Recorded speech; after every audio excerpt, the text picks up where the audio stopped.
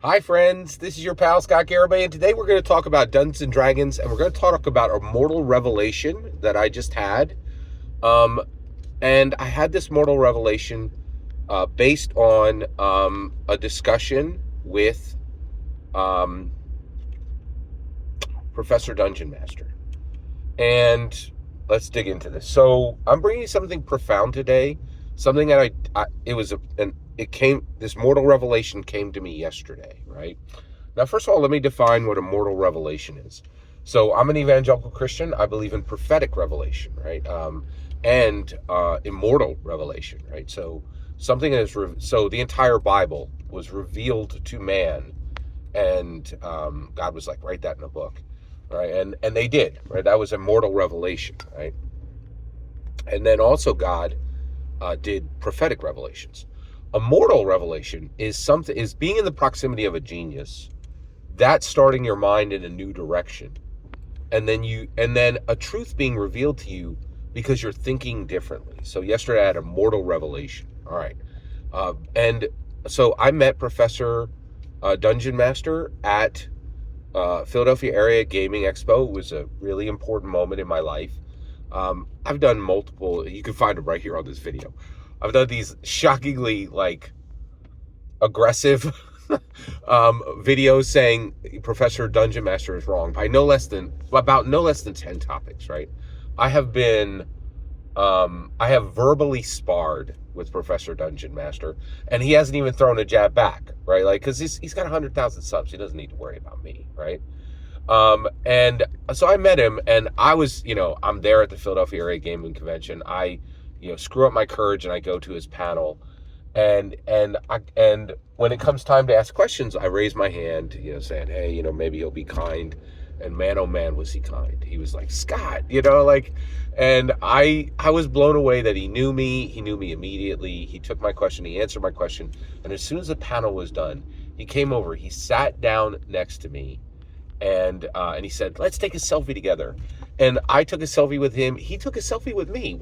Why on earth would Professor Dungeon Master need a selfie with me? That is shocking. And it was really wonderful. But he is a genius. And so I started thinking differently. All right, so three guys are saying the same thing, okay? Which I did think was shockingly wrong. But I want to get all the way there. All right, so what is the thing that Professor Dungeon Master, DM Bloodworth, and Stephen Glicker over on Roll for Combat are all saying? They're all saying the same thing about Dungeons and Dragons. They're saying, hey, soon you will not have a written form. Soon, Dungeons and Dragons will be out of print. It will only be available in digital. This is what the company is trying to do. Now, I will tell you, before yesterday, I thought this was the most ridiculous hokum you could possibly even imagine, right? And the reason why is they're saying that Dungeons and Dragons is going to go out of print, when arguably, I think if you're paying attention, right now, Dungeons and Dragons is literally making the largest print run that has ever been done, which is the 2024, for any tabletop role-playing game, including Dungeons and Dragons. The 2024 core rulebooks is selling off the shelves. It's everywhere. And it's doing things that no other version of Dungeons and Dragons has ever done. There's never been, Dungeons and Dragons on Target shelves and on every FLGS shelf. And I'm talking every FLGS shelf. It is breaking records. And these guys are saying, "Oh, you're not going to have a print book anymore soon." And you're like, "Are you looking at the shelves? There's more D&D in print than the biggest print run in history is happening right now." And this year, we're going to get Stranger Things. And actually, it's probably going to be 2026. In 2026, we're going to get Stranger Things 5, which is going to pump D&D harder than any tabletop role-playing game has ever been pumped ever, right? Which will probably mean that the brand new, amazing version of Dungeons and Dragons is going to blow off the shelves again in 2026, right? An echo of its first print run, which was massive and larger than anything, and I believe larger than any print run ever. So it's ridiculous to me to hear what they're saying, okay? But I had a mortal revelation. And I was like, it's so easy to just look at, three guys and say they're wrong, right? But what if they're right?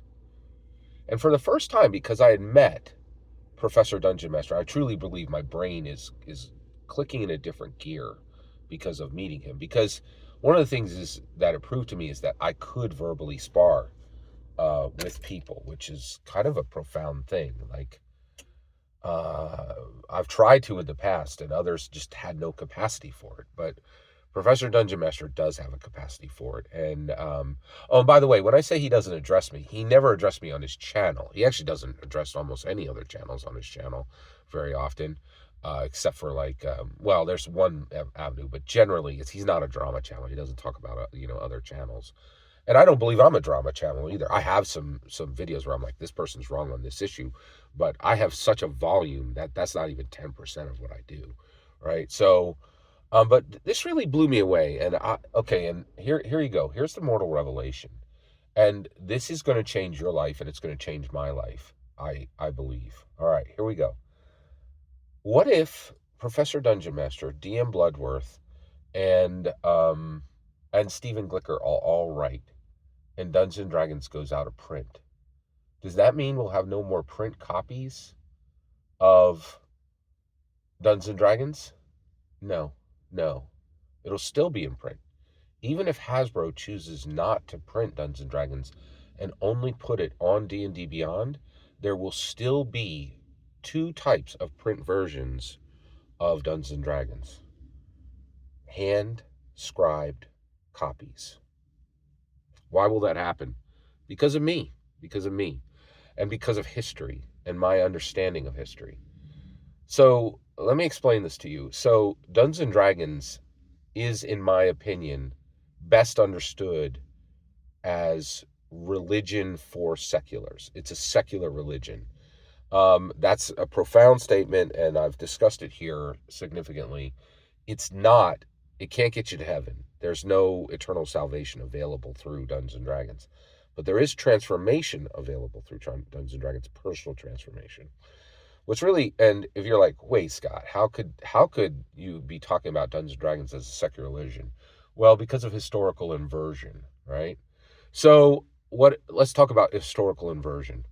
So, how did the Holy Bible get from AD 100 to AD now, right?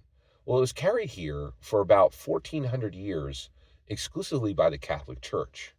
Now, that was God's holy word scribed by hand, okay, in two versions, and I'll talk about the two versions in a minute, by hand in two versions by non-Christians. Wait a second, Scott. Weren't the Catholic scribes who scribed the Bible Christians? Absolutely not. They were servants of the Pope. They didn't care about Jesus. And that's, in my humble opinion, Catholics are not Christians because they elevate the Pope over Jesus, right? Like that, and they even believe that like Mary was perfect. They're no human. They believe they added books at the end of the 66 books of the Bible. There's a whole host of things that they do that they're like, oh, well, we serve the Pope. We don't really serve Jesus. Jesus is secondary. That means they're not Christians. They're papal servants, right?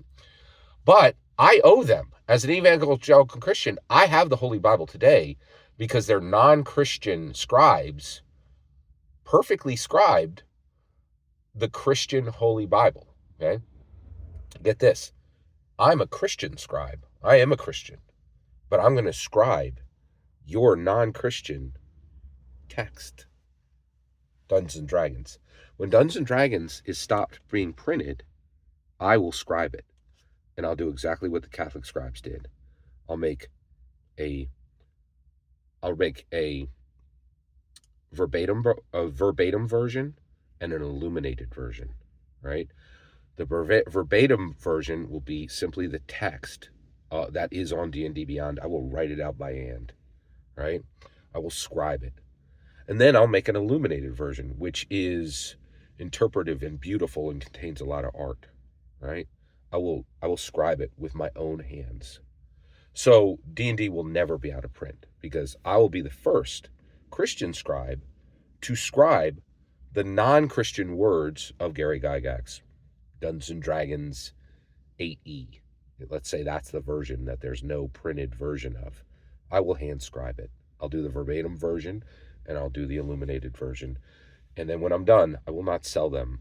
I will give them to the world so that people can be personally transformed. Dungeons and Dragons will never ever be out of print, in my humble opinion. Every single word you just heard is my humble opinion. The important part is when I get to hear your humble opinion, when you get in the comments and send your traffic. Please consider liking and subscribing, and have a fetch millennium.